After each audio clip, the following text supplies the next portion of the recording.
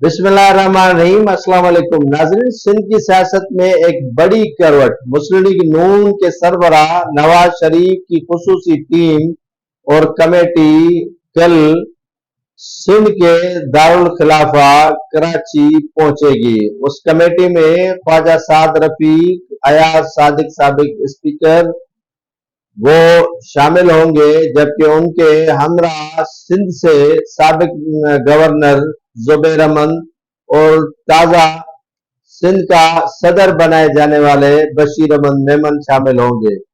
ये वफूद मुस्लिम लीग नून के सदर और सरबराह नवाज शरीफ, शहबाज शरीफ का पैगाम लेकर जीडीए के सरबराह पीर पगाड़ा से मिलेंगे और उसके बाद एमक्यूएम के वफद से भी उनकी मुलाकात होगी।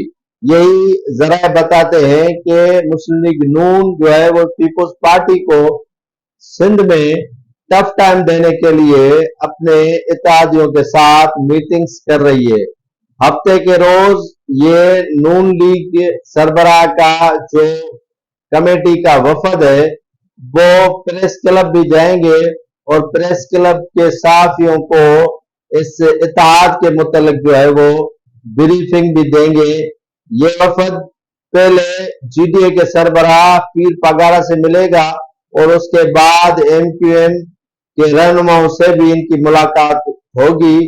उसके बाद ये हफ्ते के रोज जो है वो प्रेस ब्रीफिंग भी देंगे प्रेस क्लब कराची में। देखते हैं कि जीडीए, एमक्यूएम, जेयूआईएफ और दीगर जमातें जो है वो मुस्लिम लीग नून से इत्तेहाद कर पाती है या नहीं और उनके मामलात आगे बढ़ते हैं या नहीं।